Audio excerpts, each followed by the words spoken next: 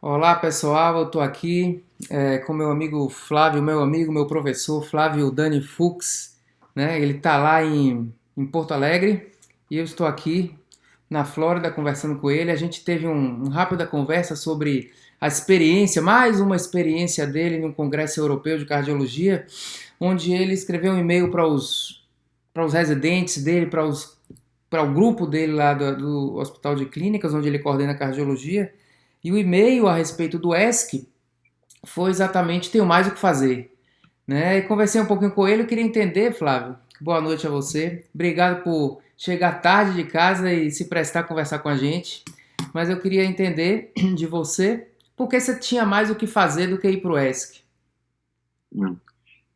Luiz, boa noite. É um grande prazer estar contigo aí, certo? Tu sabe que tens aqui um admirador e vários outros, né? Quando eu falo do teu nome aí dentro do meu cenário de busca de informação, todo mundo te conhece. Os alunos, às vezes, quando estão na semiologia, não te conhecem, mas eles aprendem a te conhecer rápido, né? E como acho que nós temos muitas coisas em comuns, apesar de ter alguns desafetos, etc., mas aqueles que têm independência intelectual, né, o nosso bem maior, né, eles conseguem pensar por conta própria, certo? E não amarrados como marionetes, ok? Eu tenho um grande grupo de pessoas aqui do serviço, colegas, professores, com as suas próprias independências e muitos médicos contratados, médicos residentes, etc., que eu tenho alguma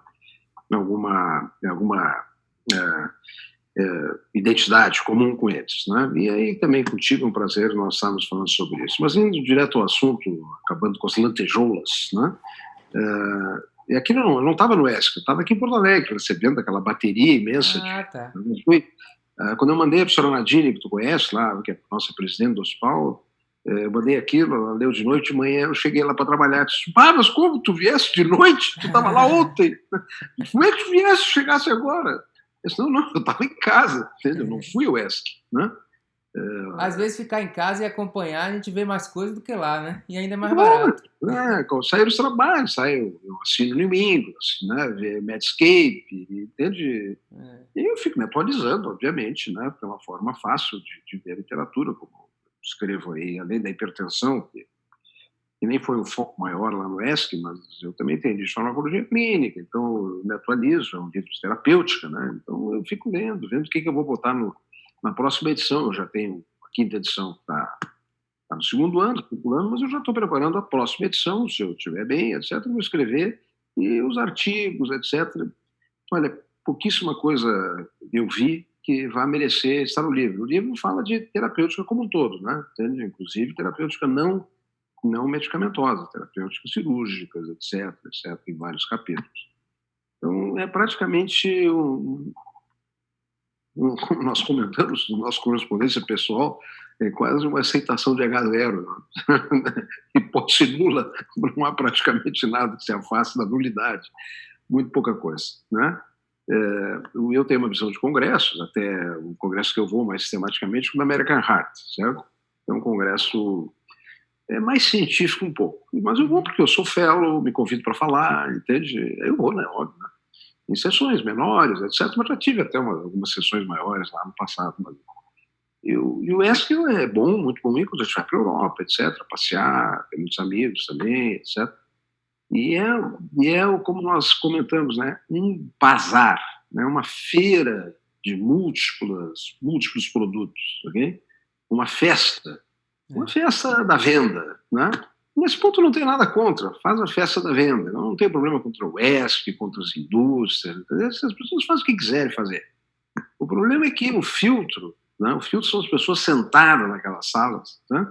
E são as pessoas como eu e tu que recebemos, não estando lá, recebemos as comunicações, obviamente, que tu não somos o problema que cai no nosso filtro, é uma máquina de moer carne, a gente, né, não vai engolir, não vai comer gato por lebre, a gente vai dissecar, vai ter uma opinião, e essa opinião muitas vezes é muito rapidamente feita pela simples leitura de um resumo do trabalho, certo? O seu grande impacto. Vai dar um passo atrás mesmo nesse congresso tão maravilhoso, melhor que eu acho que é o American Art. No ano passado foi apresentado um trabalho com desfecho substituto, né, do sacubitril, né, subotril associado com valsartano, em pacientes de ciência cardíaca, tendo desfecho New England Journal of Medicine, Brown, né, de autor, sobre peptídeo natriurético, entende? Esse é o desfecho. Imagina se nós mandamos, faz um trabalho aí na tua escola, etc., e manda um trabalho de peptídeo natriurético, efeito de qualquer droga sobre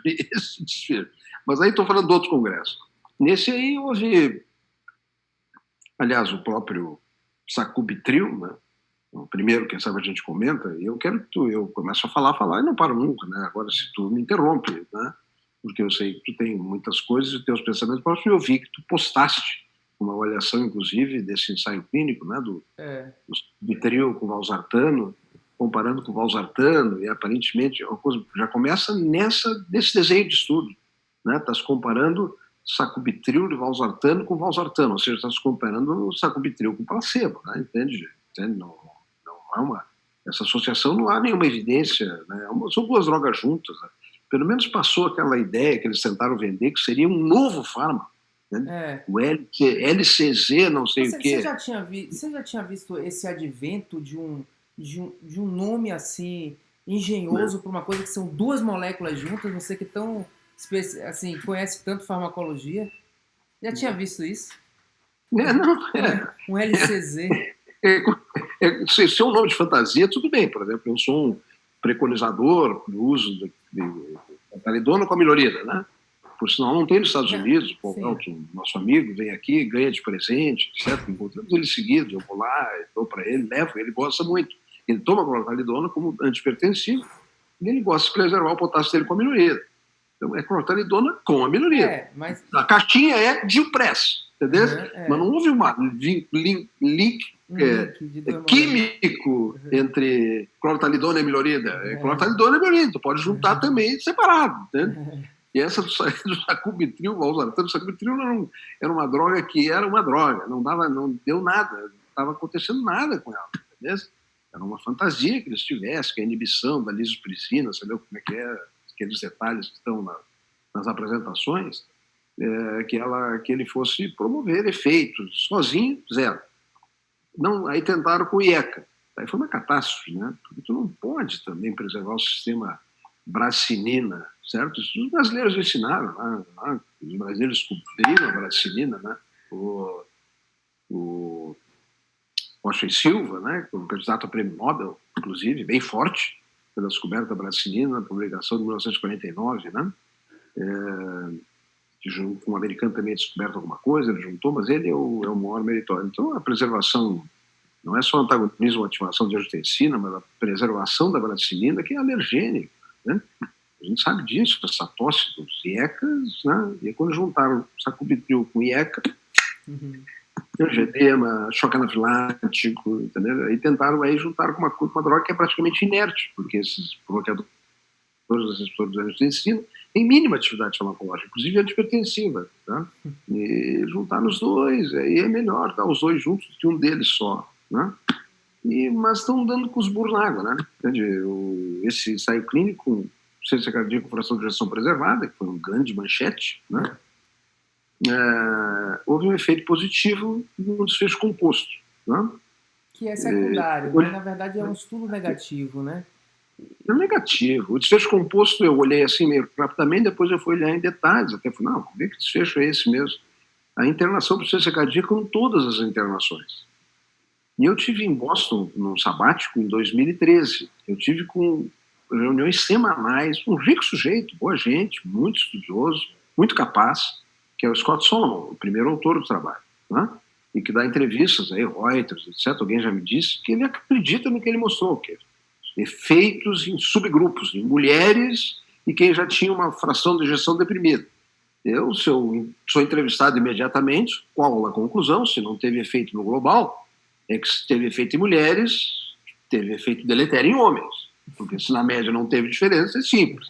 Se teve na fração de ejeção mais deprimida, não teve na fração de ejeção mais elevada. Entende?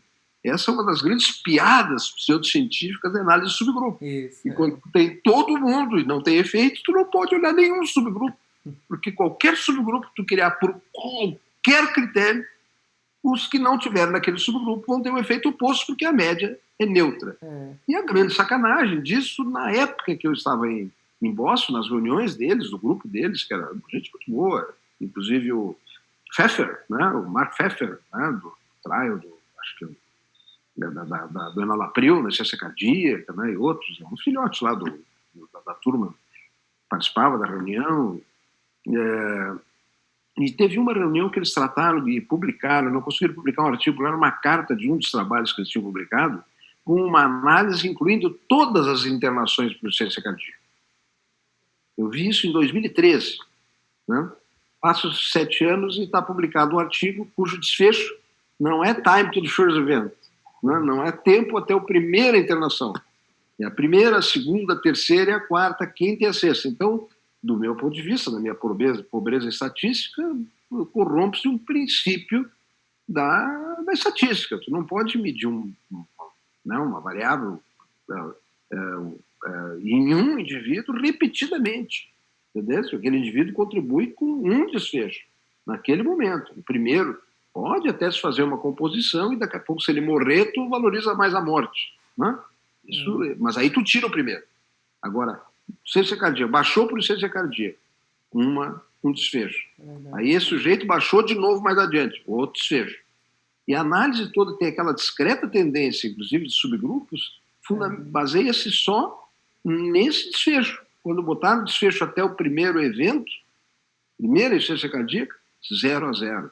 Então, essa droga não teve efeito nenhum na insuficiência cardíaca com fração de ejeção preservada. Okay? Na realidade, mesmo esse desfecho, que é o desfecho que conta a quantidade de internamentos, ele não foi estatisticamente significante. Mesmo esse. Né? E as pessoas tratam como se tivesse assim num jogo de futebol, bateu na trave, né? Quase gol. Quase gol, mas não existe quase, né, em ciência. Na realidade, a gente tem que considerar uma hipótese nula e a gente já até é meio tolerante com esse alfa de 0,05, tem que passar por isso para que a gente julgue a verdade, né? Mas as pessoas confundem, eu acho que é uma coisa de científica, de teste de hipótese, como se fosse um jogo. Um jogo que quase, é como os técnicos dizem, né? Jogou bem, só não fez o gol. Né? Como se tivesse ali a comprovação, só faltou um pouquinho para demonstrar. E isso vai ao encontro também da sensação de vibração que as pessoas têm na apresentação de um late breaking clinical trial, aquele stand ovation. Então, às vezes, eu tenho a impressão que parece mais uma torcida organizada, uma tribo torcida organizada, em prol de tudo que possa ser demonstrado positivo, né, vibrando a cada resultado positivo, mesmo que seja questionável, né, e achando que as coisas que quase são demonstradas, desde que esteja indo ao encontro de minhas crenças e minhas vontades, são algo suficiente. Né? E aí, na verdade, a minha percepção é que esses congressos são mais uma forma de vibração com as coisas, quase que mais próximo de religião do que de ciência. Não sei se é a sua impressão. Pelo menos naquela sensação dos late breaking clinical trials, que parece mais auditório de igreja evangélica, sem sempre preconceito nenhum com a igreja. Mas eu acho que igreja é igreja, congresso é congresso. Não pode ser uma coisa parecida com a outra. E vejo que mesmo aquele bater na trave, né, entende? Mesmo que a gente abandone, podemos aceitar até que coisas magníficas puderam ser demonstradas ou fortemente sugeridas com P maior que 0,05, entendeu? Mas isso depende de tamanho de amostra, insuficientes e com tendências claras de uma marcada diferença de efeito, entendeu? Então é uma hipótese nova a ser testada. Esse P aí na trave é para um tamanho de efeito desprezível, baseado nesse número de internações, quer dizer, mesmo se fosse 0,03 ou 0,04 e não 0,06, como foi, ele continuava não valendo nada, entendeu? Porque é muito remédio para não ter efeito nenhum útil, né? E, além do mais, não ter sido comparado, certo? Essa associação não com o valsartano com controle, mas com o enalapril em doses adequadas.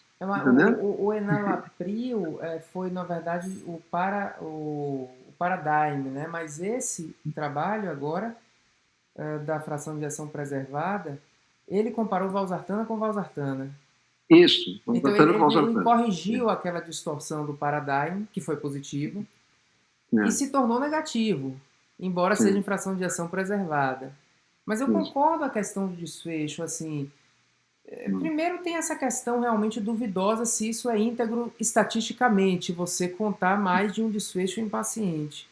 E hum, mesmo se a gente aceitar isso, ele é muito menos relevante do que o teste da hipótese do primeiro desfecho. Porque, na hum, verdade, todo mundo teve o internamento, né? hum. Só que algum teve mais internamento do que o outro, né? Eu acho que Exatamente. no teste da hipótese, ter ou não internamento, embora seja bom ter menos internamento, mas é muito mais uma questão de teste de hipótese, de prova de conceito que vai ser aplicada em diferentes pacientes, do que, na realidade, a medida exata da magnitude do benefício que está ali, né? Então aí É, quando a gente vai para esse número de desfechos, fica menos relevante a coisa. Eu acho que viola essa questão, né? é. Então, o que tu disseste sobre o Congresso, sobre bater palma, aquele ambiente, né? Mário, que eu já vi na vida, né? Tem um cara que levantou e disse assim, graças a Deus que nos deram as estatinas no Congresso há uns 10 anos atrás. Né? São os inocentes úteis, são aqueles que tu tão adequadamente identifica lá pelo viés cognitivo, né? Prefere acreditar numa mentira reconfortante, coletiva, meio religioso mesmo, né? Do que uma verdade inconveniente, né? Falta muito discernimento intelectual, sabe? Agora temos que lembrar que a indústria, né, que é a promotora de estudo e que fomenta e financia, ela sabe que dá certo, né? Esse cenário é montado para isso, ok? É óbvio que em late breaking clinical trials foram apresentados trabalhos que mudaram a história da cardiologia, entendeu? Virou uma grife, então eles tratam de chegar nessa grife. Editores de grandes periódicos, o próprio New England, né, sabe que vão ter imediata repercussão, né, faz uma seleção de trabalhos relevantes, né, para o New England, não é os relevantes por de conteúdo. Até por vezes tem um editorial, como tem algum desses artigos aí que eu dei uma olhada, um editorial bem crítico, entende? Um bom editorial sobre o artigo. Mas está publicado o artigo, e a indústria, as pessoas que fizeram, e isso aí faz parte de uma ação, digamos assim, orquestrada, poderosa, pesada, né? Que visa exatamente o domínio, né, de algo sobre o qual nós não temos um arbítrio como classe, que é o arbítrio sobre a nossa caneta. Entendeu? A nossa caneta é manipulada por um conjunto de informações frequentemente distorcidas e que substitui algo que no passado era muito tranquilo, que a gente ficava até aceitava, né, na época em que o modelo de ensino de decisão era baseado na opinião do professor, né? Escola francesa. Por que tu faz isso? É porque o professor faz.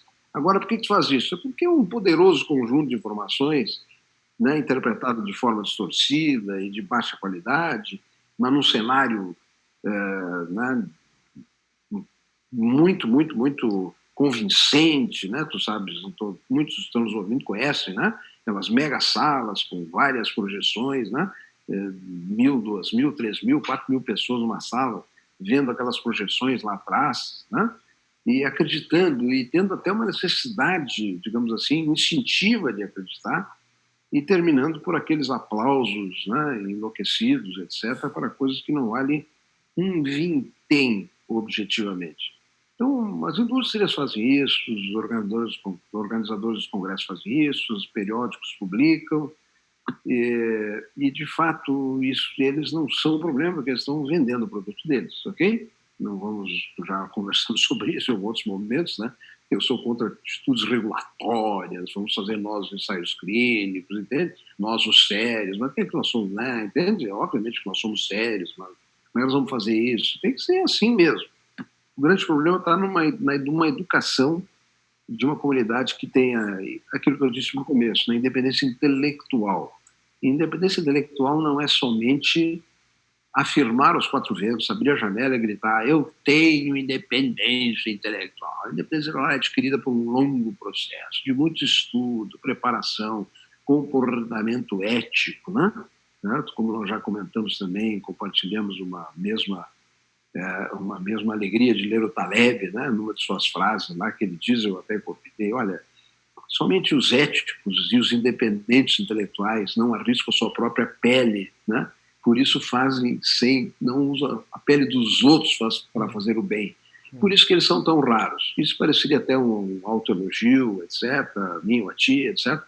Não, mas a dificuldade é de que as pessoas têm uma imersão nesse tipo, que tem uma gratificação, que essa é a única esperança, entendeu? Tem a gratificação de quem tem independência intelectual e que não morde essa isca, entendeu? E o empresto, esse aí, o empresto, ele não está colando nos Estados Unidos. Ele não está colando. As vendas nos Estados Unidos são abaixo, bem abaixo do esperado. E por que o foco na Europa? Porque os europeus estão comprando tudo. Entendeu? Uma medicina que alguém paga, entende? Medicina estatizada, eu reservo botar, eu prescrevo, e o seguro de saúde, né? Paga, e médicos europeus, diferentemente dos médicos americanos, são predominantemente empregados, salários medianos, apartamentos de 3 quartos, entende? Um carro para toda a família, ok? Aí, de repente, tem a oportunidade para o Congresso, com tudo pago, tem a oportunidade de prescrever uma droga dessas. Os e ter médicos outras europeus. Os europeus, né? Você falou os americanos. Os europeus. Os americanos são mais independentes, ok? Tem maior substância, eu me declaro nesse ponto aí, como em outros também, um pouco americanófilo, né? Não que é uma sociedade maravilhosa, nada disso, tem seus defeitos, mas é uma sociedade de humanos, né? Mas que nasce lá com aquela Constituição fantástica, certo? E com um ambiente de liberdade, de cuide da tua própria vida, certo? Produza os teus próprios bens, os teus valores, inclusive financeiros, para viver, para viajar, para educar teus filhos, certo? Sem vendê-los por moedinhas, certo? Interessante essa sua perspectiva. Eu nunca tinha pensado assim, que o americano seria mais independente da questão da influência da indústria do que o europeu. Geralmente o europeu é visto mais como alguma coisa menos capitalista. Mas a estrutura deles do próprio mercado médico, entende? O socialismo vai ter uma válvula de escape, entendeu? A válvula de escape está aí, né? E eu, como tu sabes também, a organização social que dá a alguém o arbítrio, dizer que é bom para mim, não é bom, né? Para minha hipertensão, o NICE. Aliás, o NICE tem o NICE em inglês, né? National Institute of Clinical Excellence. Aí ele falou, está falado. A hipertensão é uma barbaridade, a diretriz do NICE, né, de 2011. Tem umas emendas, agora mais recentes, não mudaram o fulcro da questão. Entendeu? Por quê? E eu falei com um cara numa teleconferência que teve no hospital, que era um dos caras que liderou o núcleo que preparou as diretrizes para a hipertensão de 2011. Né? E ele tinha uma linguagem adequada, eu mostrei, discuti com ele, né? Era um telão no auditório lá do Clínicas, e dei meu ponto de vista, ele parecia concordar comigo, e aí eu perguntei, mas vem cá, como é que tu tens uma opinião sobre essa? Eu levantei, tu conhece meus artigos, né, sobre o privilégio que eles deram para primeira opção, diuréticos numa segunda linha, etc. E ele disse, pois Dr. Fux, depois que a gente terminou, inclusive, as nossas propostas, né, que não eram fechadas, a gente no NICE ouve os especialistas. Né? E aí, especialistas da British Hypertension Society. Tudo na gaveta. Tudo na gaveta. Vivendo, não na gaveta assim, bandidos, estão trapaceando, não, vivendo na indústria. Também pelo mesmo motivo. Entendeu? Como é que o cara viaja, tem, né, para todo canto, faz congresso internacional de hipertensão, vai ser em Hong Kong, né, como médico, atendendo paciente hipertenso, lá o GP, ou mesmo especialista, certo? Ele vai para Hong Kong quando? Né? Never. Okay? Então, essa organização, e aí o poder, a questão do poder, a organização de núcleos, etc.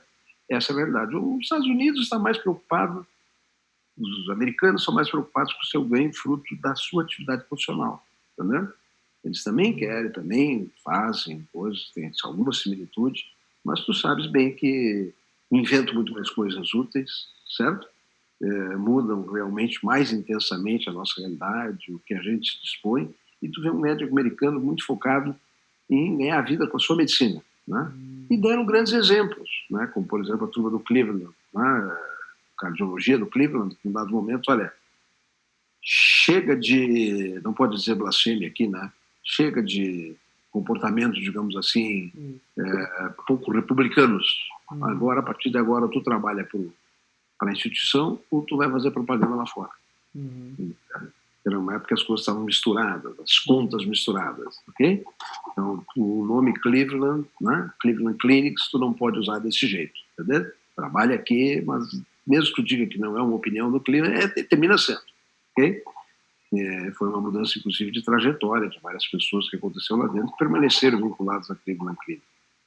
É isso aí, meu amigo. Você falou do entresto, né? A gente acabou entrando nisso porque parece que esse é um assunto que sempre vem à nossa mente, principalmente nesse momento que o SUS, quer dizer, sai uma portaria do Ministério da Saúde incorporando a possibilidade do uso de entresto no SUS, eles colocam lá uns subgrupos como se fosse, talvez para disfarçar, porque eu julgo até ser injusto dar apenas para algum subgrupo, já que a análise de subgrupo não mostrou interação ou coisa desse tipo, né? Mas a gente vê, até uma coisa que corre em paralelo com o que você mencionou do NICE, por exemplo, né? O NICE sendo visto como esse órgão tão, digamos, baseado em evidências, acaba virando um pouco de uma tirania, assim, o que é dito vira a verdade, né? E nem sempre diz a coisa adequada. E o que você relata é que depois deles fazerem o parecer técnico, eles foram ouvir os especialistas, é uma coisa parecida com a coisa do Conitec aqui, né? Que depois de eles fazerem o parecer técnico, eles vão ouvir uma consulta pública a respeito de se coloca ou não em texto. Então parece que existe uma seriedade, algum tipo de parecer técnico, mas depois isso fica hierarquicamente subordinado a uma consulta democrática que parece que está chegando mais próximo do que seria justo, mas na verdade eu não sei até que ponto esse tipo de decisão deve ser baseado na opinião de pessoas ou no desejo de pessoas. Né? A sibutramina, episódios da nossa Anvisa, né, antes da Conitec, sibutramina, a escuta pública, etc., eles me convidaram. Os técnicos, muitos técnicos da própria Anvisa, farmacêuticos, né, eles não têm, nas escolas de farmácia do Brasil, não tem medicina baseada em evidência, epidemiologia clínica, entende? Eles não têm nem sequer, nas escolas que eu conheço, nem sequer noção das doenças para as quais se destinam os fármacos. Então, o meu livro de farmacologia clínica vende mais para farmacêuticos. Eu sou conhecido, tem um congresso de uso racional de medicamentos, um congresso tradicional dessa área, que foi liderado inicialmente por muitos anos pela Lenita Macker, que é minha colega, coautora do livro, e que hoje ela é um prêmio. O congresso continua andando, tem de 2 em 2 anos, se não me engano, congresso que reúne 2.000, 3.000, né, farmacêuticos predominantemente, alguns médicos, outros profissionais da área da saúde. E eu, seguidamente, sou convidado a falar, e lá, pô, chega a ter uma plateia de quase 1.000 pessoas, né, vão tirar o autógrafo, ler, livre, foto, isso, aquilo, porque eles unem. Bom, os técnicos da Anvisa também, há muitos anos, cheguei lá, convidado insistentemente para fazer parte da Câmara Técnica, né? E não pude, não dá, mas eu já me comprometi, eu fui lá umas 5, 6 vezes a dar opinião, certo? Na reunião da Câmara Técnica como um consultor externo. A Câmara Técnica não tinha muito domínio de coisas, mas os rapazes, os farmacêuticos estudiosos nessa área, alguns deles, me lembro, esqueci o nome dele, até nem poderia dizer aqui de público, mas ele tinha uma noção muito clara do que ele estava lendo, opinando, entende? Bom, nesse episódio da sibutramina, foi lá no auditório grande, chamaram todas as sociedades científicas, todo mundo, e eu fui chamado como palestrante, né? Palestrante independente sobre a sibutramina e outros anorexias. E aí eu fiz uma das maiores piadas da minha vida. Primeiro, a sibutramina, eu falei de manhã a sibutramina, e detalhes dos outros anorexias, né? Sobre a sibutramina eu mostrei o mais do que evidente, né? Então, aumenta a pressão, aumenta a mortalidade, eventos cardiovasculares, né? Não tem efetividade por mais de 6 meses, etc, como tudo, né? Todas as drogas. E mostrei 3 quilos, né? Comparado ao placebo, né? Mostrei o trial, mostrei isso, mostrei aquilo, etc. Me deu uma aula, e no meio eu botei até uma aulinha de farmacologia clínica, né? Ensaio clínico, hierarquia. E aí, as pessoas que estavam na Sociedade Brasileira de Emagrecimento, Sociedade Brasileira de não sei o quê, Sociedade, os médicos, é uma guerra médica. Porque se tu tirar a prescrição de anorexígeno, nutricionistas e médicos ficam iguais, entendeu? É a mesma coisa que psicólogo e psiquiatra. Se tu tirar a prescrição das drogas, ficam iguais, entendeu? Iguais do ponto de vista de mercado. E possivelmente sejam iguais, até do ponto de vista de conhecimento e capacidade de conhecimento. Então, foi uma luta imensa aí, 3, 4 pessoas dizendo umas asneiras imensas, né? Mas detalhe foi a grande piada. Estava lá que aquele colega da Coca aí de São Paulo, como é que é o nome dele? Estava sentado na primeira fila, depois ele até fez uma apresentação, Haddad, eu esqueci o nome dele, né? E ele se mijou de rir, porque de manhã eu apresentei os slides, etc. Bom, e agora, bom detalhe, agora vamos revisar o que há de evidência em relação aos outros anorexígenos, né? Fenilpropanolamina, essas coisas que tem por aí. E aí eu pedi, primeiro slide. E fiquei quieto. Auditório cheio, deputado, presidente da Anvisa, um monte de gente, tela branca. Eu disse, obrigado. E o pessoal aí começaram a entender. Aí eu voltei e disse, olha, não, desculpa, se alguém não entendeu, eu fui apresentar o que tinha de evidência a favor ou contra o uso de outros anorexígenos. Uhum. E o que há é isso, uma tela branca. Nada. Nil. Zero. Uhum. E saí da apresentação. Mas eu estou descontando historietas desse tipo para ilustrar exatamente a situação. Mas aí o que aconteceu?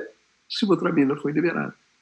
Na verdade, parecer dos técnicos, fora do mercado. Isso. E aí saiu, botaram na receita azul, uma coisa assim, lá, né? Mais dificuldade para prescrever. E os outros também deixaram, que é uma tradição muito grande usar os outros anorexígenos. Nós saímos um pouquinho do ESC. Não, mas foi uma coisa mais do ESC. Não importa, na verdade. Foi só um gancho da gente começar a conversar. Mas então, na verdade, esse Sibutramina, ela sofreu a restrição, mas parece que depois teve pressão política, coisa do Congresso, né? Votando a favor. Não, mas a decisão foi tomada ali com base nessa, né, a própria Anvisa liberou. Do Congresso é uma outra droga, uma outra coisa lá, que não me lembro o que é. Né? Talvez seja isso mesmo, mas de qualquer maneira foi liberado. Teve a fosfoetanolamina, né, que a Anvisa não liberou e o Congresso liberou, mas talvez eu esteja confundindo mesmo, mas eu acho que teve alguma coisa política liberando mais a sibutramina do que a Anvisa, na verdade, tinha. Eu até escrevi na época no blog, vou resgatar isso, porque é uma outra coisa. Mas então, a gente está conversando sobre essa realidade que a gente vive, na verdade, eu chamo isso do sequestro da medicina baseada em evidência, né, porque antigamente era autoridade, os professores falavam e a gente aceitava. Hoje parece que a gente pensa ser alguma coisa mais científica, porque não é mais a autoridade do professor, mas virou autoridade de trabalho ou qualquer trabalho científico.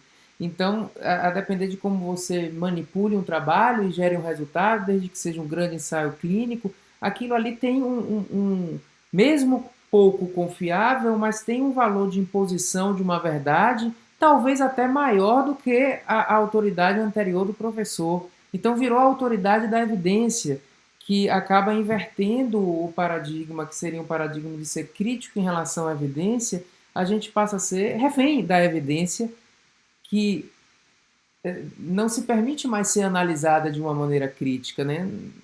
Então eu defino isso como um sequestro, né? Na linha do sequestro, que é uma outra forma de dizer, o que eu falo do viés corporativo, né? Porque dentro desse plano de venda, basicamente, eu tenho uma figura até que uso em palestras, está no livro, não sei se está no meu livro, acho que não, mas que há todos os pontos onde há influência da indústria farmacêutica para sua prescrição médica, né? E há pontos centrais, um deles está exatamente na figura a elaboração dos ensaios clínicos, ok? E onde o viés corporativo fica claro, né? Porque muitos desses ensaios clínicos, que passa a ser então o paradigma, certo? Também estão a serviço exatamente de uma venda distorcida. Então, são 3 componentes do viés corporativo. Um defeito de planejamento, certo? Um viés de planejamento de estudo. Temos aí vários exemplos, né? Que tu, a toda hora, ilustra no teu blog, certo? Planejamento já é torto. Comparação com a comparação que não tem sentido, certo?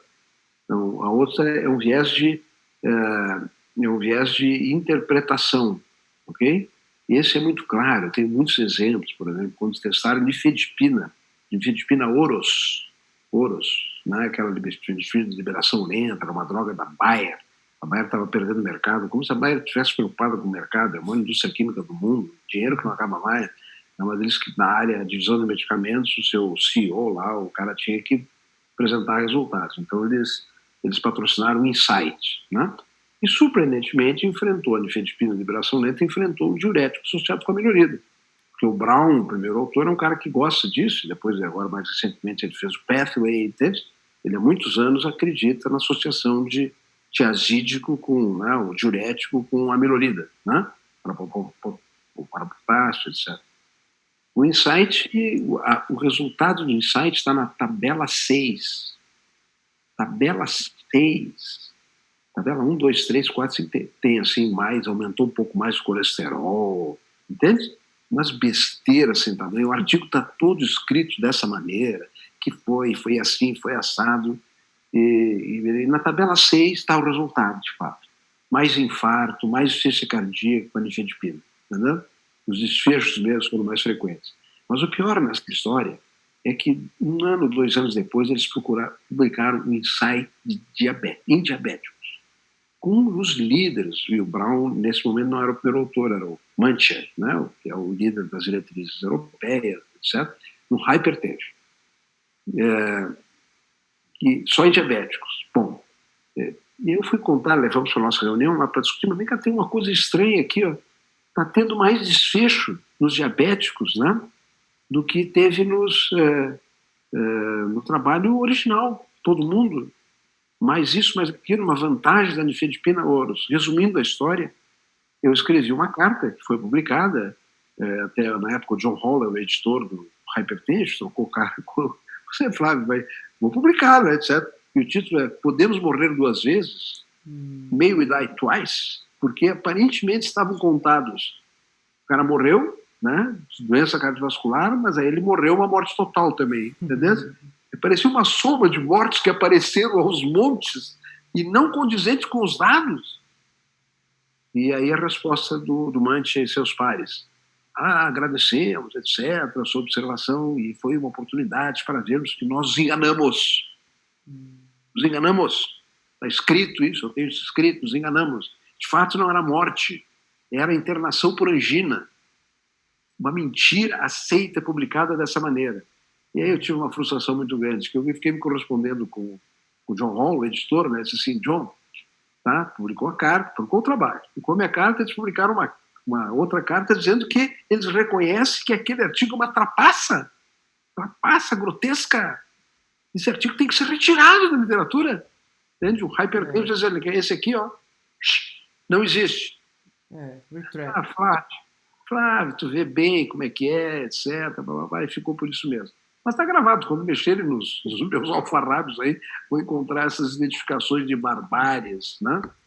Mas então, a gente está descrevendo essa realidade como se fosse uma realidade negra, mas a gente tem que encontrar também uma saída para conseguir valorizar a ciência, a ciência médica, e não parecer que a gente só está falando que tudo é mentira, né? Então, qual seria essa saída, né? Porque é claro que a gente vai conversar numa troca de ideias dessa em relação às coisas que a gente tem visão crítica, porque ficaria até chata essa conversa se a gente ficasse elogiando as coisas. Mas, então, tentando dar agora um equilíbrio para não parecer que a gente é totalmente nihilista, né, em relação à medicina. Qual é o lado bom dessa evolução científica, dos ensaios clínicos e etc. Hoje? Eu tenho um artigo que chama Os Clássicos, né, os ensaios clínicos clássicos que mudaram a história da medicina, do Dick Paul Elton e Michael Clegg, no ano 2000, no Journal of Clinical Epidemiology. Eu ia escolher 10 estudos que tiveram muito impacto, né? comemorando o cinquentenário, né? O primeiro ensaio clínico é aquele da tuberculose, né, de streptomicina, né, onde o Bradford Hill, inclusive, é um dos coautores, e é o primeiro ensaio clínico randomizado que a tabela de números aleatórios foi dada pelo Bradford Hill, né, para fazer o estudo, publicado no British Medical Journal em 1948. Eu conto muito isso para a gurizada, até eu mostro, eu tenho uma foto, eu fui buscar o artigo na biblioteca da Hopkins, eu estava lá, eu tinha um artigo em Porto Alegre, mas eu queria escrever esse artigo, não, vou pegar na biblioteca lá, cheguei naquele livrão do BMJ, né, aquele livrão, fui lá na página, não tinha o artigo, tinha só tocos de página, entendeu? Mas não que tivesse sido arrancado, não foi arrancado uma vez, entendeu? Tinha umas páginas que tinham um pouco mais, as pessoas consultaram tanto, que consumiram pelo movimento ensaio clínico. Aí eu mandei buscar em Washington, na biblioteca, lá no dia estava lá, né? Aí veio o xerox de um artigo também todo roto, o de Washington também estava roto nas bordas, mas dava para ler. Então esse é o slide que eu tenho mostrando esse primeiro ensaio clínico randomizado. Bom, são ensaios clínicos maravilhosos, predominantemente provenientes da academia, né, como esse da streptomicina, que mudou a história da tuberculose, a mortalidade foi reduzida de 44 no controle para 22 em 50 pacientes, 55 pacientes do grupo de intervenção em 6 meses. O tratamento da tuberculose era feito por pneumotórax hipertensivo. E os pacientes participaram do que era convencional no tratamento. Foram tratados, são incluídos no estudo, pacientes que tinham tuberculose bilateral, e, portanto, não podiam ser tratados com pneumotórax hipertensivo, né? E deu esse resultado magnífico. Teve um efeito consequente deletério, que eles deixaram de fazer ensaios clínicos com outros antimicrobianos depois, entendeu? Mas foi um estudo magnífico.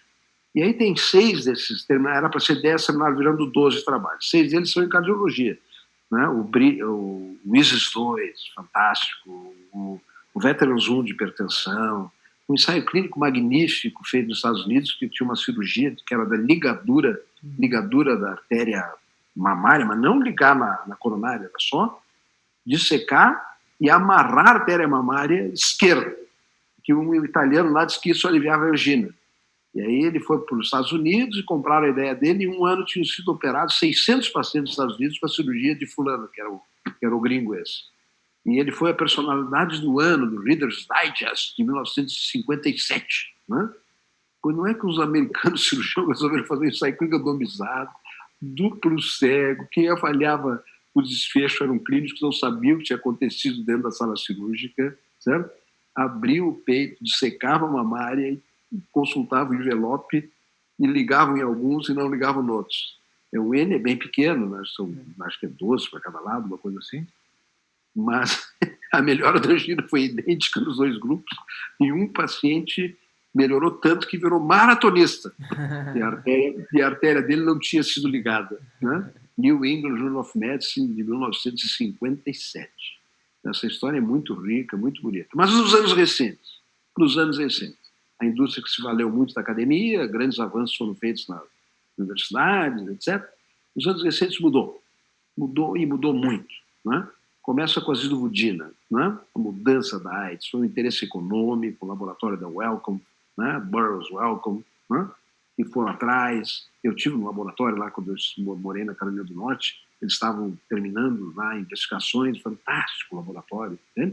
E identificaram uma rota metabólica num vírus e descobriram uma droga que bloqueava a rota metabólica e salvaram milhões de pessoas. No ensaio clínico, então, um dos homenageados, né? 117 pacientes, né? Com AIDS avançada, uma redução de mortalidade incrível, New England Journal of Medicine também. Então, já é uma indústria, né? Indo atrás. E mais recentemente, eu estou simplesmente apaixonado pelos avanços, né? Por exemplo, e até por amizade, por pessoas próximas a mim, né? Eu tenho um amigo meu que era um jogador de futebol, né?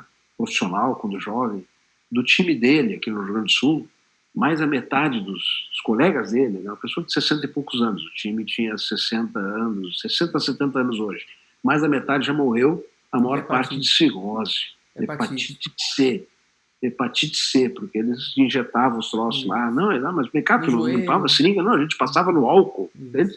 E aí injetava no outro, e ele, cirrose, meu amigo, com cirrose incipiente, Mas aí entrou ainda no protocolo dos antivirais, descobertos igual.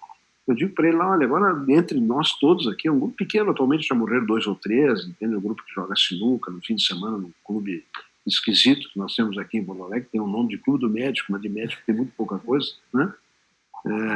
E até deve ser, se o CRM descobrir, ele até manda fechar o clube. Mas a gente se diverte, eu digo para ele aqui, cara, tu é o mais saudável entre nós, porque tu tinha cirrose incipiente. Agora até, ele ainda tem marcadores, né, de fibrose lá quando ele faz, absolutamente estabilizados há 3 anos, entendeu? Os marcadores bioquímicos melhoraram todos. E vírus ele fez algumas vezes, etc. Não tem nenhum vírus, entendeu? E uma história final, né, desses grandes descobertas, afinal o homem no fim ao cabo é um produto de uma luta do bem contra o mal, daquela velha história, mas o bem está ganhando, né? Nós estamos avançando, o processo civilizatório está avançando, e na área da ciência eu sou também atualmente absolutamente muito, vibro muito com a imunoterapia do câncer. Imunoterapia do câncer. Tem vários colegas que não tiveram tempo, Jorge Pinto Ribeiro, de pegar uma imunoterapia específica, queridíssimo amigo, uma perda para a cardiologia brasileira, para nós, nosso serviço, ele é insubstituível. Morreu de câncer rapidamente por um câncer violento. Mas tenho vários outros exemplos. No serviço mesmo, uma colega jovem, ex-residente, encontro-a chorando, porque ela tinha ido oftalmologista e entrou na minha sala. Ela tinha ligado para algum parente e foi na minha sala, foi me dizer aos prantos, professor, fui fazer um exame de oftalmológico, e o doutor Marcelo lá, que é o meu oftalmologista também, fundoscopia, disse assim, olha, não dá para dourar pílulas, está com melanoma de retina, né? Professor, eu já fui dar uma lida, eu estou condenada, entendeu? Primeiro vou perder o olho. Há uma discussão se é nucleação ou não, mas a tendência é retirar o olho. Né? Resumindo, não era melanoma, era uma metástase, um tumor pulmonar numa mulher jovem, a mãe dela era fumante pesada, né? E chegou na hora o imunoterápico do japonês que ganhou o prêmio Nobel. Foi o primeiro desenvolvido, né? Ganhou no ano passado, se não me engano, né? Chegou lá em Porto Alegre, lá disse, olha, pá, é para isso, talvez sirva para o teu caso, né, avaliação a genética, etc. Aí ela entrou no ensaio clínico, foi randomizada, fazia 8 anos isso, randomizada para o grupo controle. E aí, careca, entende? Pai, trabalhando, ela me manteve formada todo o tempo. Eu entrava na minha sala, disse, professor, uma coisa absolutamente paradoxal, eu estou torcendo que o meu câncer progrida, porque aí eu mudo de braço, porque eu sei que não vai dar certo esse tratamento, né? Não vai dar certo. Aí um dia, professor, nova metástase do cérebro, estou mudando, 8 anos, está curada, curada, curada. Paul Elton, maior líder mundial, posso dizer isso porque é dito publicamente aí, né? Posso dizer no teu blog, né? Paul Elton, para quem não sabe, é uma pessoa absolutamente excepcional, mas ele liderou grandes estudos como o RET, como o Sprint, as diretrizes americanas, era um mentor intelectual das diretrizes, e um viés aí de amizade e também de interpretação do mundo, tu sabes bem, que pensamos da mesma maneira, pressão muito baixa é a solução para a longevidade, para não ter todas as doenças. Mas o Paul Elton, há 2 anos, Flávio, linfoma de Hartmann, se não me engano, né? Hartmann, linfoma, né? Com múltiplos implantes, com múltiplas confusões, né? Foi no oncologista dele, onde ele mora lá, o oncologista disse, vamos começar o tratamento, né? Resultados, sobrevida de 50%, 60% em 5 anos, né? Às custas de muita quimioterapia. Aí ele foi para o Anderson, né? MD Anderson, do Texas, né? Consultar, não, ouviu a segunda opinião, chegou lá e disse, olha, acabou de, estamos começando a usar aqui, entendeu? Um imunoterápico para o teu câncer. Teu câncer. Imunoterápico. Desapareceu o câncer. Desapareceu.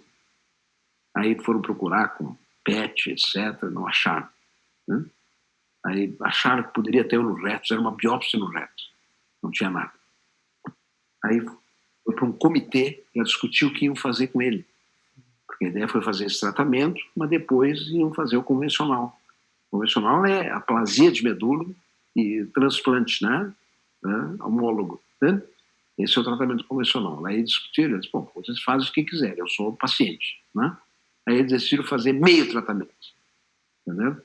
Era uma paulada imensa, ele passou ruim, estava trocando e-mails comigo, desmaiou, caiu com a cara na sopa, etc. Tratamento convencional, perdeu o cabelo, teve evento adverso, etc. E terminou. 2 anos já. Zero ensaio clínico, participou do processo também para demonstrar a utilidade, mas está perto para essas quimioterapias, aliás, essas imunoterapias, né, orientadas a um defeito-alvo conhecido, estão praticamente atingindo um paradigma que é muito difícil, que é o único que enterrará os ensaios clínicos, entendeu?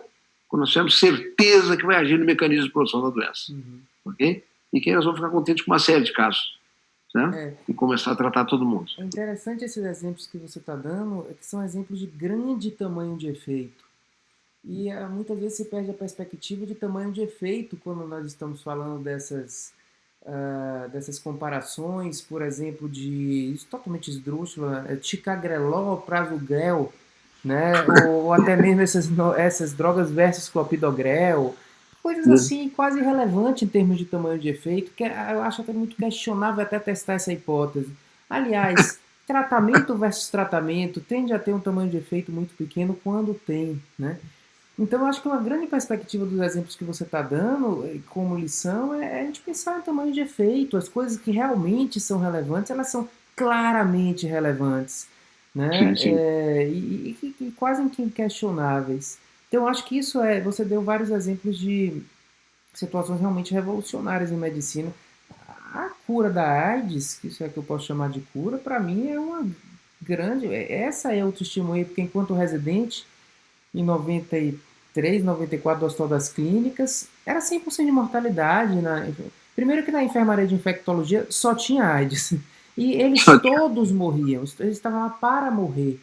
Né? E eu vi assim uma mudança, é uma coisa realmente excepcional. E eu acho aí é onde o niilismo médico não deve existir, e a gente deve ser mais niilista, um pouco com essas comparações, quase que tentativa de pseudo-evolução da medicina, essas coisas e também doença crônica, né? Esses tratamentos de coisas crônicas, o tamanho de efeitos são pequenos, muito probabilísticos e geralmente superestimados. É o tratamento antidepressivo. Eu gostei muito da sua colocação aí de que a diferença do psiquiatra para o psicólogo é exatamente a prescrição das drogas. Né? Então eu acho que um cerne da questão é a gente pensar em tamanho de efeito. Até mesmo porque não tem muita diferença entre uma coisa que é muito pouco benéfica e uma coisa que não é benéfica. Né? Sim, Isso é exatamente. quase a mesma coisa do ponto de vista pragmático. Mas uma forma minha também de exercer um otimismo é pensar que nos dias de hoje, ou digamos assim, vamos dizer, nessa década, se discute mais integridade científica, ou essa conversa que a gente está tendo aqui, do que talvez há 3 décadas atrás. Né? Certamente. Então, o tema de integridade científica, dentro mesmo desse escopo de medicina baseada em evidência, o surgimento desse campo emergente da ciência que é chamada metaciência, que é a ciência que estuda a ciência, né, de uma visão crítica, descrevendo as atitudes menos íntegras cientificamente, né? Eu acho que está aí, na verdade, a evolução. E eu acho que as gerações dos meus alunos, dos seus alunos, ela tende a ter uma visão um pouco mais crítica das coisas do que a gente teve. Né? Não sei se é a sua opinião. Não, não, realmente essa a integridade científica, né, as próprias grandes indústrias farmacêuticas, o livro Arrasa Quarteirão que eu li, esses tempos eu nunca releio livros, mas até fui dar uma olhada em alguns capítulos, fui lembrar de algumas coisas, o Peter Gutsch, né? Deadly Medicines, algo assim o título, né? Peter Gutsch. Que livro assustador. Vinculou-se também com uma história minha de professor de farmacologia. Primeira história que ele conta, ele era diretor técnico de uma indústria farmacêutica lá na terra dele, Dinamarca, se não me engano, né?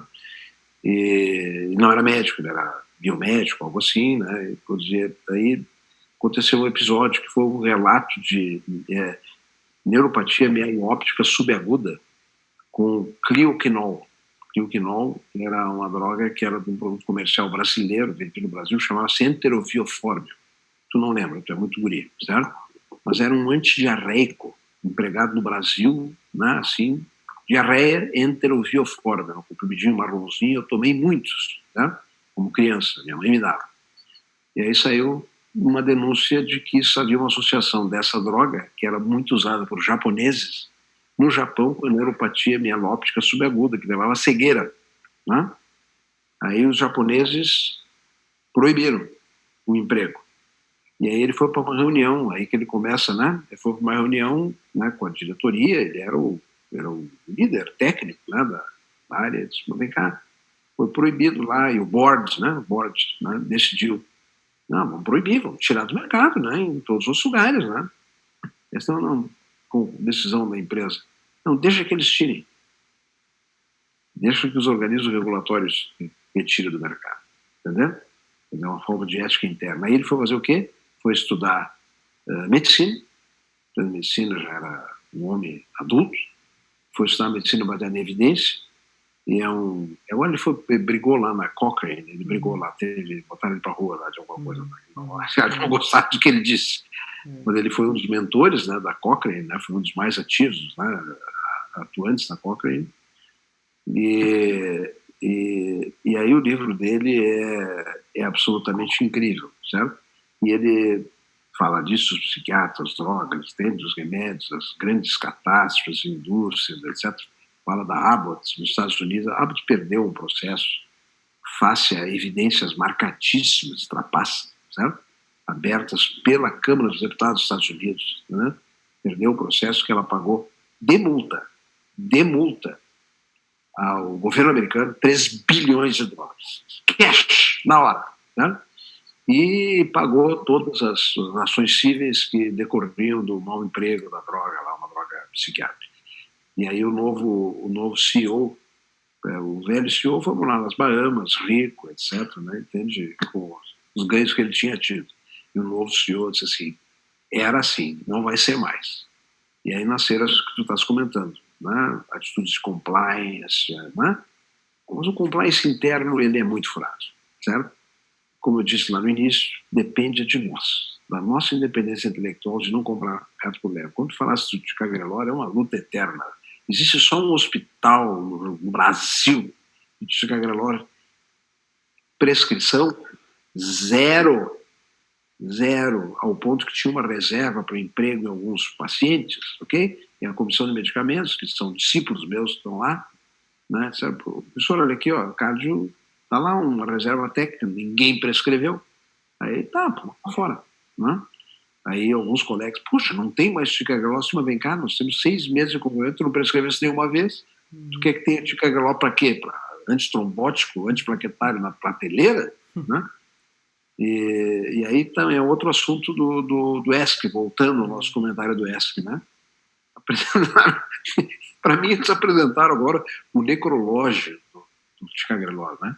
O Ticagrelor resolveu, os alemães estão fazendo, eles não sabem muito a medicina, mas dá de evidência lá, eu conheço eles, meu filho morou 2 anos lá, a literatura mesmo, tu não vê muita coisa, mas tem o Celli é um cara das válvulas, das críticas, do balão intraórtico, do choque 2, né?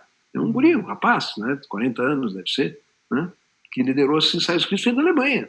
Na Alemanha ele acabou com o balão intraórtico, né, com medida de suporte cardiocirculatório, entendeu? Não tem mais, não uso, né? O Felipe estava lá e disse, você mantém balão? Não tem mais balão. O ensaio clínico não funciona, para que nós temos que guardar um troço que não funciona? Aquele jeito alemão, né? E fizeram agora uma droga que é ruim, o prasugrel, desse aí que é normal, antiplaquetário, né? Versus Ticagrelor. O Ticagrelor perdeu, né? E tentaram o Ticagrelor também pós-AVC, pós-isso, era um conjunto de 6 estudos moldados pela indústria para conquistar o mercado, com várias outras indicações. Todos eles estão dando errado. Doença arterial periférica, não, tudo. E o único que deu certo, o Platô, né? O Plato, né? Que foi Ticagrelor contra clopidogrel, né?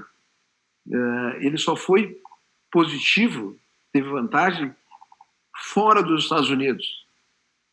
fora os Estados Unidos. Os Estados Unidos e Canadá, 0-0. Só foi vantajoso na Ásia e na Europa. Na média, juntando tudo, publicaram o trabalho. Aí começou uma crítica pesadíssima, um cara americano que eu até publiquei alguma coisa junto, escreveu para mim, disse, vamos escrever juntos. Nessa eu não entrei, mas em outras eu entrei junto com ele, depois eu vi que também ele era meio picareta lá, não publico mais com ele. O nome dele não vou dizer o nome, para não ser mal educado com ele. Mas está nos meus artigos aí, eu tenho 2 artigos com ele. Né? E aí, mostrando, foram também, houve audiência dos deputados, etc., sobre o Plato. Como é que deu certo? Deu certo aqui, deu certo lá. Entende? É óbvio que tem, né, gato na tuba. Pois aí teve aquele trabalho de pegar, teve uma análise lá do Plato, etc., com isquemia miocárdica, que valeria a pena que tenha isquemia, que aquele trabalho sucedâneo, que é uma vergonha, porque não, esse é sucedâneo, misturei os estudos, é o sucedâneo do Courage, né, outro assunto, né, mas que também é um outro prato cheio. Mas voltando para o ticagrelor, os japoneses fizeram um estudo de ticagrelor e deu errado, absolutamente errado, está publicado. E anos depois, numa revista menor, que é o American Journal of Cardiology, não, American Heart Journal, ok? Não saiu no New England, né? Negativo. E o japonês escreve todo o artigo para explicar por que foi negativo, porque eles acreditam que funciona. O japonês é apaixonado por remédio que venderem para ele, eles compram e usam. Né? Enfim, ao cabo, o ticagrelor não é superior. Muito pelo contrário, dá mais sangramento do que o clopidogrel. Né? E agora, então, nesse congresso, na ESC, é um lado bom da ESC. Né? Tiveram que mostrar. E aí, voltando ao ponto que tu levantasse antes, compliance, certo? Publicação do protocolo, definição do desfecho antes, ok? Todo mundo sabe o que está acontecendo, ok? Eu estou morto de medo de isquemia, né? Tu comentaste que mudaram o desfecho, né? Provavelmente sabe de alguma coisa que, né? Contrário à técnica adequada de pesquisa, né? E está para sair, né? Meu filho, que é disse que acha que no máximo no próximo ACC, ano que vem, sai o isquemia, né? E que vai ser negativo, né? Eu sei que vai ser negativo, né? Mas voltando para o ticagrelor, então, trabalho, ESC, então, lado bom, né? E depois tem uma última piada nesse congresso, que é uma teste de estratégia, fazer um teste genético para ver a resposta do clopidogrel, certo? Né? Num grupo, num braço. No outro grupo, clopidogrel, né? Resumo da história, do teste genético, 60% usaram clopidogrel e 40% usaram ticagrelor ou prasugrel. E do outro lado, clopidogrel. Ou seja, o ensaio clínico compara clopidogrel com clopidogrel. Né? 60% nada com todo mundo clopidogrel. Resultado. Vantagem do grupo que era só clopidogrel. Conclusão. Como o clopidogrel de um lado é igual ao outro, os outros 2 que faziam parte da composição da estratégia baseada em testes genéticos, os outros 2 são piores. Fechando com uma interpretação global. Acho que os autores comentam isso. Tu acha que eles, né, dizem uma obviedade, né, que está no artigo, está no New England, ok? Né? E aí, então, grandes lideranças, né? Grandes lideranças que fazem a nossa opinião. Olha, muitos ou são incompetentes, ou alguns outros. E aí uma palavrinha para encerrar, de minha parte, até falando demais, tu abriu uma porta aqui, eu viro uma torneira, né, que não consegue ser fechada, né, sobre tamanhos de efeito, tamanhos de efeito, né, benefícios, etc., como no câncer, aquele imenso espaço, uma doença infecciosa como hepatite C, aquele imenso espaço para ter efeito. Né, e como tu disseste, doença crônico-degenerativa, né, trabalhando com riscos, né, tu vai mexer, como fizeram lá no Luca Head, né, 9 mil pacientes, 9 anos de segmento, aderiram às medidas não medicamentosas, diabéticos, tiveram mais physical fitness, baixou a hemoglobina glicada, baixou o peso e nulidade, sem qualquer efeito benéfico contra uma intervenção que é, digamos assim, né, reconhecida como politicamente correta, natureba, natureza, entende? Zero, zero. Também por um motivo, porque no cardiovascular tem muito pouco espaço que não seja explicado pela pressão. Então, por isso o sprint com aquele tamanho de efeito, entendeu? 3 anos, os resultados de demência do sprint, eu acho que sim, absolutamente incríveis. Né? Redução, 3 meses de tratamento, 3 meses, não, 3 anos de tratamento, 2 anos, 9 meses, 2 anos, 9 meses, e aí depois o segmento posterior, fora do trial já. Surpresa deles, o Paul me disse quando saiu os resultados, trocamos e-mails, assim, uma surpresa, nem nós esperávamos. Redução do desfecho composto de demência e déficit cognitivo. E agora, saiu mês passado, o sprint de substância da Alzheimer, aquela infiltração, né? Efeito positivo, a favor da intervenção mais rigorosa. Porque no meu livro, não vou fazer propaganda, podia estar trazendo meu livro aqui para mostrar, né, de Hypertension Essentials, está lá. Pressão arterial, por uma migração da pressão arterial de toda a humanidade para a direita, fruto do sal, das civilizações aculturadas, né? Todo mundo é hipertenso. Só não são hipertensos meia dúzia de índios que estão lá no meio da selva ainda e que não tiveram contato com sal. E mais uma meia dúzia de gente que come sal e perde sal, entende? Porque alguns são aqueles os centenários, né? Então, e o tamanho do efeito está ali. 40%, 50%, 60% de risco atribuível para estenose aórtica da senilidade. Entendeu? AVC, DAC, doença arterial periférica, ok? Insuficiência aórtica, até insuficiência mitral. Os riscos calculados com base em coortes, etc. Tem um deles com prova de conceito, que são ensaios clínicos mostrando que a redução da pressão naquele tamanho do risco, certo? Tu tira o risco, diminui a incidência da doença exatamente na medida do que tu estavas prevendo pelos estudos de coorte, que aí então tu passa para um patamar da evidência experimental. Né? E na cardiologia tem muito pouco espaço. Veja só aquela droga injetável para baixar o colesterol. Tamanho de efeito desse também, com prevenção secundária, em pacientes de alto risco. E no Brasil tem milhares de pessoas tomando, milhares. Um amigo meu está tomando. E eu disse para ele, vem cá, cara, isso aí tá... Não, eu podia tomar estatina, estava bem até com a estatina. Mas eu não gosto de tomar comprimido. Meu médico disse assim, então tem um outro aí, que é uma injeção, né? E eu topei. Eu estou tomando R$600, me faz falta. Né? Por causa. Não, mas foi muito boa essa conversa. Conversa que... Assim, pro nosso... Desculpe, viu? Desculpe de... Muitos pontos, assim, filosóficos. Prolixo, né? Não, a gente está conversando aqui há mais de 1 hora já. Pois é, eu acho que nós temos que encerrar. Mas, assim, e aí já são 11h30, né, praticamente. Então, eu só posso agradecer a sua disposição de estar conversando com a gente esse horário. Mas a gente podia ter ficado aqui, ó, porque eu ouvi você falar dessa maneira quase que poética, né?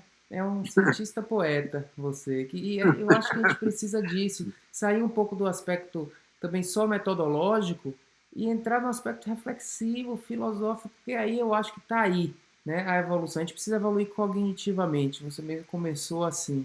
E eu acho que parte dessa evolução está exatamente nesse aspecto filosófico que você traz para a gente, Flávio. Então, obrigado. Deixa eu botar o Epicuro aí, porque o Epicuro sempre pugnava, segundo dizem, né? Porque tudo isso é um extrato do que ele dizia ou propunha, né? Que era uma atitude de epicurismo contra o sofrimento, contra a dor, etc. E recomendando que se vivesse com a nobreza, né? A nobreza com a virtude, certo? E se cultuasse, se vivesse com a cultura, certo? Né? Virtude e cultura, que era o que ele propugnava. Pois eu agora tenho o epicurismo Fuchs, que é nobreza, né? Nobreza da cultura, né? da virtude e da ciência. A ciência é um instrumento que está fazendo o epicurismo permitir que a gente exerça faça com a vida o que a gente quiser fazer, mas com menos dor, com menos sofrimento, sem a gente ver perder os nossos queridos, entendeu? O que vem pela frente é inimaginável, ok? Mas está fundamentada em princípios filosóficos. Já foi visto e interpretado pela mãe de todas as ciências, a filosofia. Obrigado, Flávio. Excelente conclusão. Obrigado, então, até a próxima, viu? Um grande abraço, tá? Valeu.